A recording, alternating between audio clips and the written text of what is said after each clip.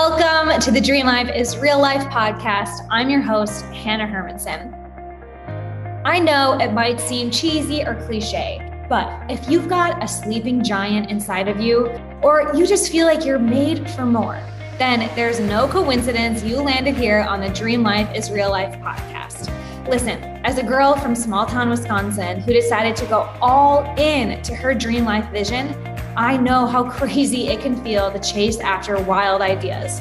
Since leaving my 9-to-5 job in academics back in 2015 to becoming a yoga teacher, a life coach, and now a digital nomad, currently living in Merida, Mexico with my husband and Labradoodle, I know that all the cheesy cliches are true.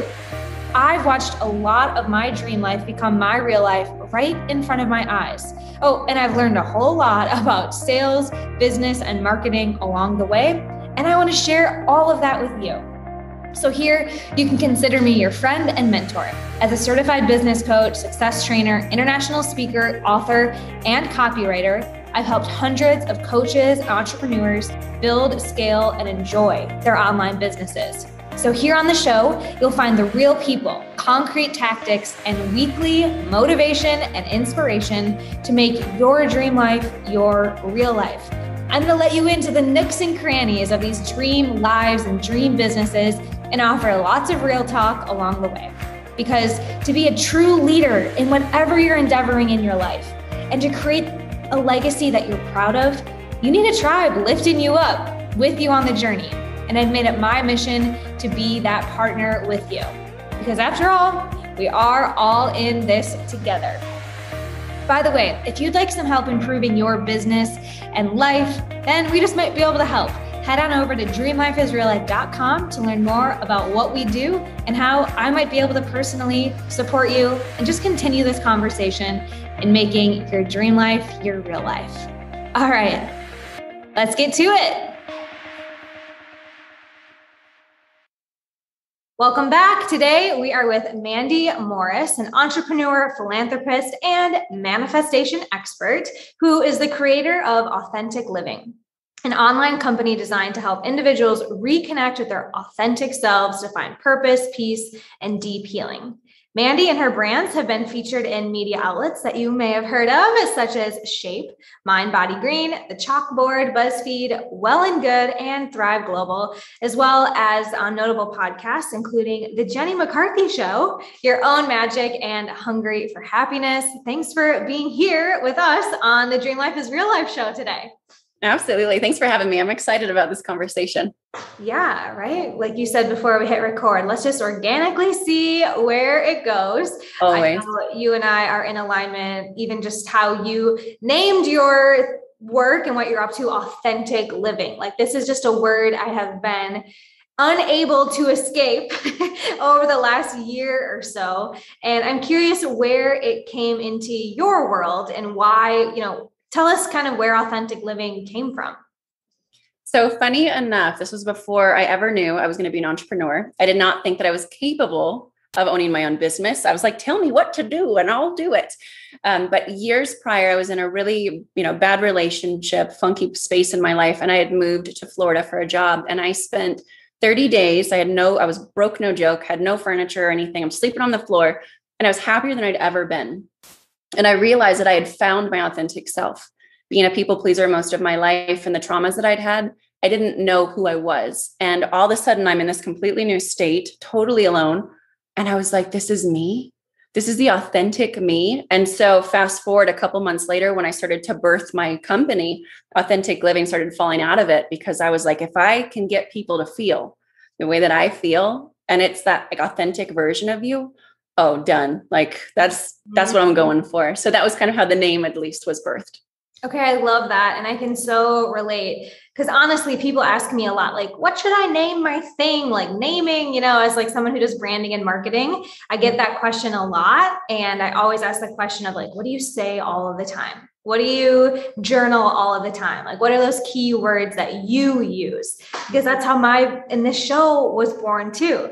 I just was like in the same broke, no joke phase of my life, but I was in California. I was learning how to be a life coach. I was exploring personal development. I was learning about manifestation. And I just kept exclaiming like, dream life is real life. Like there's footage of me on the beach in 2017, just like frolic, like, oh my, like it just came out of me. I had no idea it was going to be a business or a podcast or anything like that. So yeah. I love how you just kind of, like the natural evolution of things. And totally super organic. How has that common thread played out in your company and your business since? Have you continued to follow just kind of things presenting themselves? Or did you have a pretty, once Authentic Living was launched, did you have a pretty clear, 5-year plan? Or how has it played out since? Not even close. Oh my gosh. I remember every time I'd write a 5-year plan was when I didn't have a business and I wasn't successful. So not that I'm shunning it. I think it's fantastic, but I noticed that the most abundance and happiness and service to the world birthed from me following breadcrumbs, because especially in the entrepreneurial world or in business or in purpose work, you're always pivoting. The world changes so fast. And so instead it was just breadcrumbs of what does the world need from me today? What can I readily and easily give? What am I capable of? And programs keep getting built. And manifestation, actually, like my background's in science and psychology and prove it to me. None of the woo-woo per se, but the manifestation, I was like, oh, I'm changing the conversation around this. This is a science and this is something that everyone needs to understand. So it just, after a couple months, I was actually Mandy Morris helping men start over when I first began. Yeah. Authentic Living was birthed maybe 6 months after I started, quote unquote coaching, and manifestation popped up soon after that. Yes. Okay. Yeah. I went through a phase of having to call it quantum physics, which it is, because I'm also a psychology nerd and all of that kind of research backed stuff. But there's so much real life data of manifestation and playing with energy being absolutely real and scientific even. Absolutely. So it sounds like you've had to like rewrite the rules. You mentioned, like reprogram, adjust, obviously there's a lot of mindset work that goes with that. But how do you talk to us about like really being honest with yourself and truly leading with that authenticity, not the 5-year plan, but playing with energy, following your heart? Like talk to us about how you've been able to rewrite rules as you've needed to. So I say if you want to figure out how to grow like as massively as possible or master yourself, be an entrepreneur. And if you want to 10X it, do it in the self-development. So when I looked at, I want to help the world, of course I have to help myself first. And so just about every rule I had to be broken. I perceived that if I was going to be successful, that no one would find me attractive because of trauma from the past, that a successful woman will turn men away. I thought that I was unworthy because I hadn't had everything figured out. I mean, I had every debilitating belief, or I call it counter manifestation, every counter manifesting thought I absolutely had. And so instead of me running away from life or shoving everything under a rug, like I was so used to, when I started stepping into purpose and wanting to create a business and do this service to the world, whatever it looked like in every moment, that's actually how my company was built. It wasn't like, I want to start a business. That was awesome. It birthed from that. But it was, how do I do my purpose work? I'm here for a reason. I'm so unhappy. Like higher power, show me the way. And then it just kind of, fell in through there. And every time that a new rule or a limitation or something that I realized I had once, kind of worked around and lived around and recreated in that certainty couldn't belong. It didn't exist where I was going, and the new vibration, the new reality that I was moving towards, I'd be like, okay, so what is the rule? And let me break it. And we have to live by rules. So I need to build a new one, but it has to feel less, constricting. And so every day it was, I'm growing, I'm mastering myself, I'm learning about myself, and all these beautiful blessings and manifestations, including creating Authentic Living, which is now this incredible global company, that just came along with it because I was taking those breadcrumbs of growth that was presenting itself instead of saying, I'll just avoid this one over here, or no, I'll deal with that one tomorrow. It was, I'm empowered. I love myself enough. I'm not judging myself through it, but this isn't me anyways. So I need to get to the true authentic me. And there are some rules and some layers that need to get peeled off. Yeah. Unpeeling the onion. Are you familiar with Byron Katie, The Work?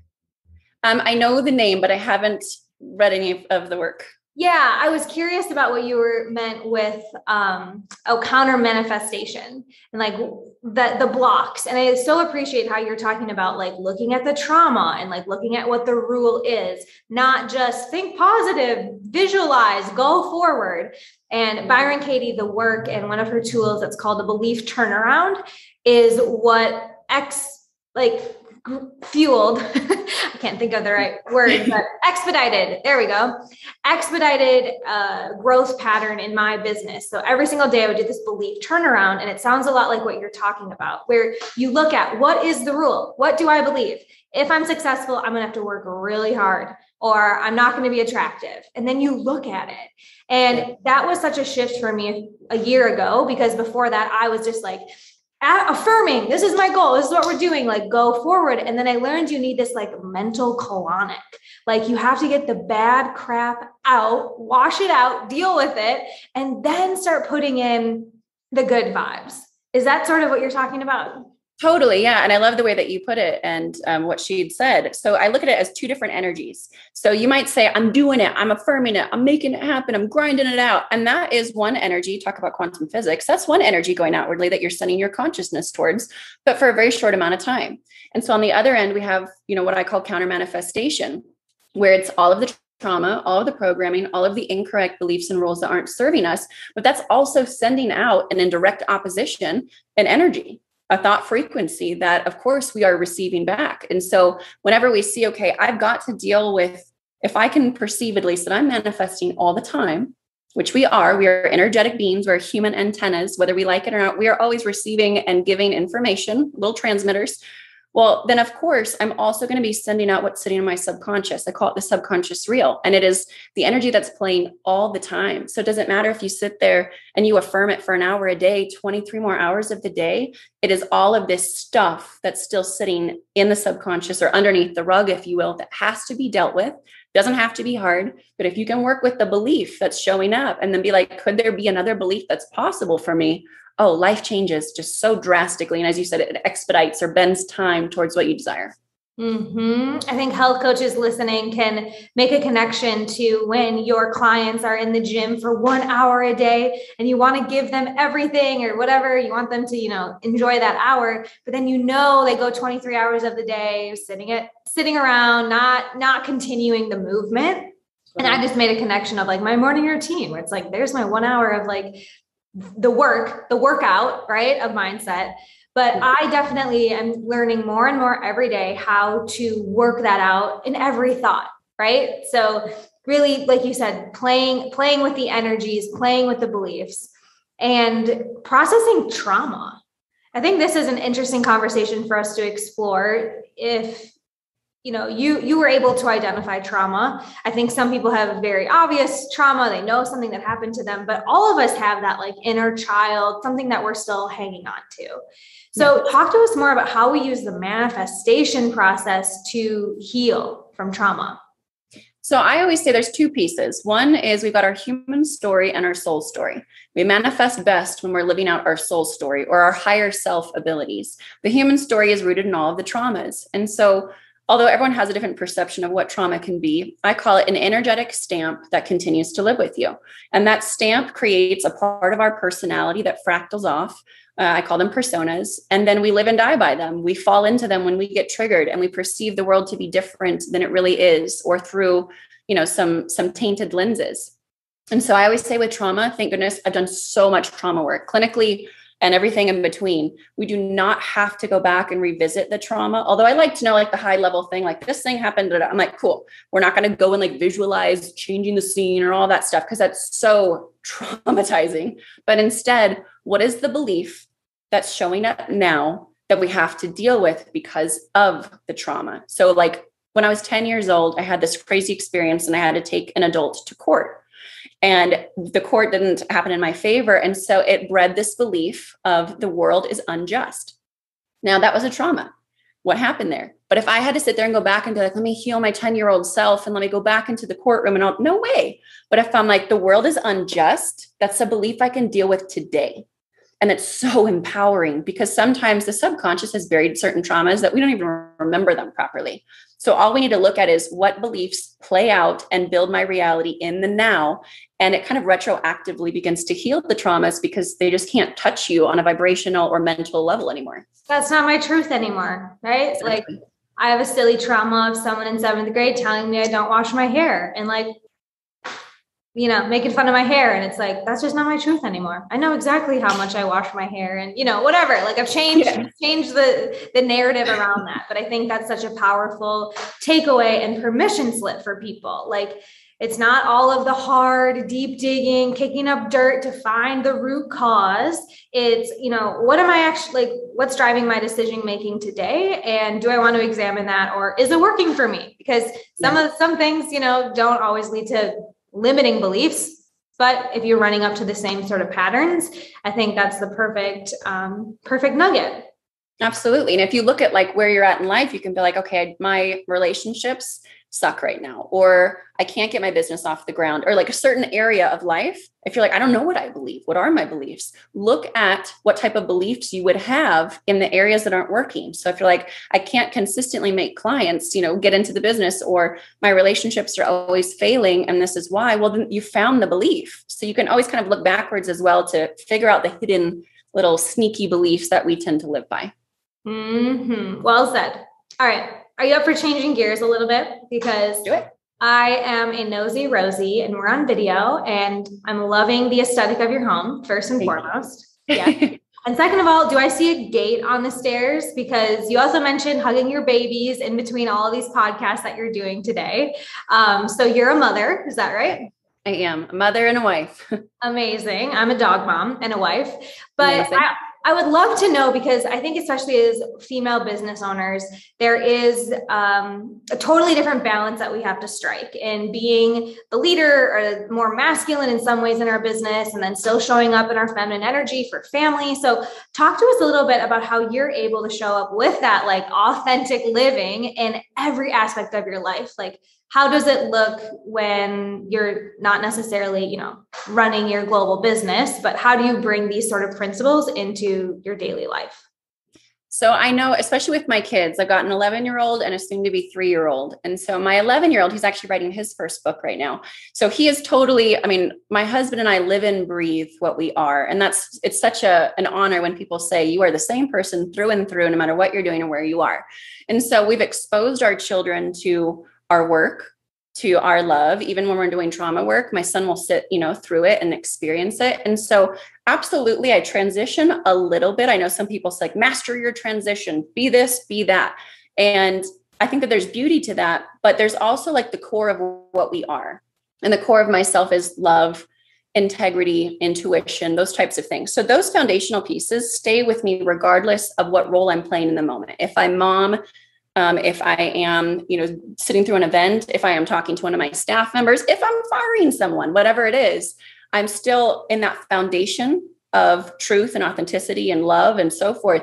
But the human components might shift a wee bit. But I think sometimes, I know for myself, I had old programming that I had to be in my masculine to be in business. And that actually wasn't true at all. We've got this feminine part of us, especially with where the world is going and consciousness is rising. That feminine piece has allowed for me to have the most amazing team members, and they can be like family, but we can also get down to business. So I use that to pull the intuition and pull the love and the creativity in, which is the only reason my business even exists, was honoring my flow. And then allowing for the masculine to come in and say, okay, let's push this out into the world. Let's get into the marketing. Let's do the sales. Let's talk to our team, rally everybody, that type of thing. But I think still, if you lean on your intuition in each moment, people think they have to be something other than what they are to be successful. And I completely disagree. I think we need to become more of what we are. And that's where we discover the success. Let's talk more about team. I think what you mentioned about showing up as yourself, channeling and kind of balancing the masculine and feminine, whether you're hiring or firing, talk to us about what you found works in making the right hires and keeping great teammates. What are some, you had like 3 takeaways or something like that. What would be your top hiring tips to female business owners? So hiring tips, This is just for my particular business. Sorry, my husband's there getting me a protein shake. This is authenticity, right? Team. Yes. Team. Drink up real quick. My marketing team. You can tell I'm hungry. So I would say first and foremost, and this is absolutely crucial in self-development, especially when you run a business from that aspect, is culture. So they have to be a culture fit. That is a non-negotiable, that they understand the work, but I don't want them to understand the work in such a way that they're going to fangirl it and they're going to ask me for help all the time. And I learned that from Tony and Sage Robbins. They're like, make sure that you know who's around you. And so I always paid attention to, okay, how do I hire in such a way that I've got professionals, but they totally understand and want to support this work, So that would be one, culture. Given two more. While you think, I will throw one in. Underscore that a little bit. So I also learned that really well, that you can teach people the tactics, right? How to do some of the stuff, but that culture fit, that personality. And I'm from Wisconsin originally. I got a little like Midwest nice. I want to be liked. I've still got some people pleasing residue, right? And I was really just looking for like, who would be fun? Like, who do I want to work with? Right. And the pendulum swings, right? Like you're really good at the job or you're really fun. And like, you do still need to like find that middle ground. And I've talked about this before on the show, but something that I found really helpful is personality assessments. Like you mentioned, being a psychology junkie in some ways, leveraging things like Strengths Finder, Colby, Enneagram, even knowing their love languages. I actually have a few personality tests in the hiring process now that gives me less of that like emotional look at people, right? Like I feel like this could be good, or I feel like she could learn it. Yes. I love using tests. And that's my like academic background, but just wanted to share that for listeners, and totally, maybe that's something you do as well.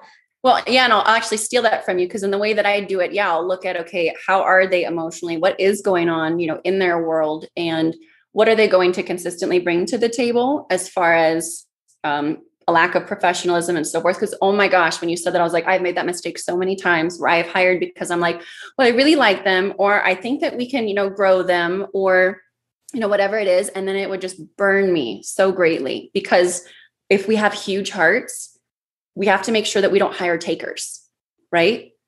They have to be, and that is actually, if I had to put 2 and 3 into one, it is hiring someone who is there to serve you and your clients. And just that intention of being, extrinsically serving versus intrinsically motivated in that moment of what's in it for me. I think that's so important. And again, this is specific to self-development, but when you've got folks who are, they're there to serve. You are there to serve. So you need to make sure that your cup is full, that you don't need to worry about your customer service emails, that you don't need to worry about how clients are being communicated things, that information is going out. So having like a proper support system and knowing I am hiring someone with the skills and the natural, as you said, like the natural inclination to support the business's initiative, it's absolutely non-negotiable. Yeah. So it sounds like you and I both have what I call a leveraged business, in that our team is doing a lot of the day-to-day in the business things, customer emails, client-facing things. So talk to us. I get the sense you're a visionary. And you have integrators, or you have, like I said, people who are in the business day to day. So would you be open to walking us through a day in the life of a visionary with a leverage team? What does your role actually look like now that you're out of a lot of the day to day in your business and you've delegated and hired effectively? Yes. So every day obviously looks a little bit different, because that's the visionary lifestyle. But if I had to round it off into something simple, first thing is my mornings are sacred. So even though our little one still sleeps in bed with us and stuff, I will wake up slowly. Normally my husband, or if we have a nanny on that day, will come and take my son and get him, situated for the day. My other one's off to school, and it's me time. And that has nothing to do with business. My phone doesn't turn on. I am reading, or I'm typically journaling, talking to my higher power. And I have this one question that I've asked myself for, 7-8 years now, every single morning. And it is, what does the world need of me today that I can readily and easily give? Because I want my cup full. I know already what it feels like to pour from an empty cup.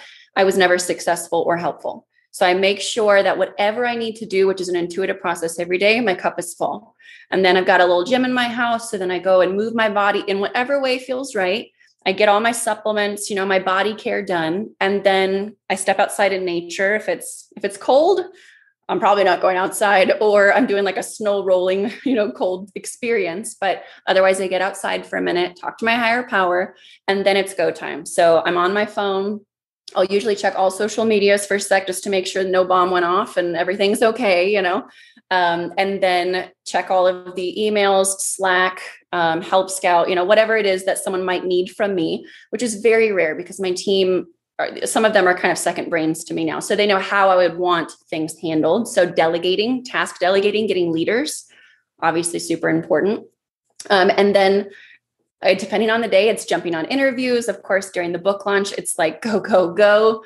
Otherwise it's, are we creating new content today? Which for me, I never say, okay, I've got 2 hours. I better create content. I create content when inspired, which allows for me to create far more content in a condensed time frame, because I like to be super efficient. The ADHD in me is like, I've got a moment of clarity. Let's go with it. And it could be at any time. And then the rest, I'm like, la, la, la, la, la, where did the time go? And then I'm cooking for my family. A lot of my time, again, very, specific to what's going on in the business, or if we're in a launch period, but a lot of my time is self-care and filling my cup up and serving other, world leaders or folks who can further move my message, and taking care of whatever kind of, I'm a little bit reactive. I hate to say that. I don't promote that by any means, but sometimes a little reactive with the business. So the only times that I'm really getting a call is if something is deeply needed. And then once a week, I have an all company meeting, and that's where they're allowed to ask my husband and I any questions, but I'm like, try to keep it to there. Otherwise I'll think about it for 3 hours after you ask me every single day, because I'm gonna be like this, that. Yeah. So we kind of create compartmentalized time of, this is when we hammer everything out. And then here are the leaders you go to otherwise outside of that. Yeah. I feel like we're in little parallel universes over here, quantum physics. And I want to ask you so many more questions about working with your spouse, and if you're an Enneagram 7 or not, because I think you are, and so am I. But let's talk about the book. Tell us about what's happening with the launch, and what that new project means to you. Okay, I'll be the nerd. I'm carrying it with me everywhere right now. So it's the 8 Secrets to Powerful Manifesting. It's really a compilation of, probably 15 years of information, research, informal research, you name it. But it took me a couple of years to write as well. It's with Hay House. I'm so excited about it. It is a compilation of the science, the psychology, and the woo-woo, the spiritual aspect of manifestation. But it's like, I want to change the conversation of what manifestation is. Just like we said earlier, authenticity is like this buzzword that got thrown around too much that no one really understands what it is anymore.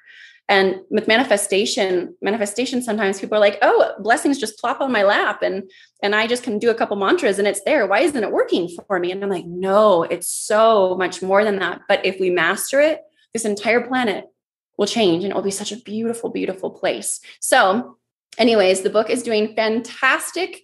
We launched on Tuesday. We were #1 bestseller in a couple areas, top 100 books on Amazon.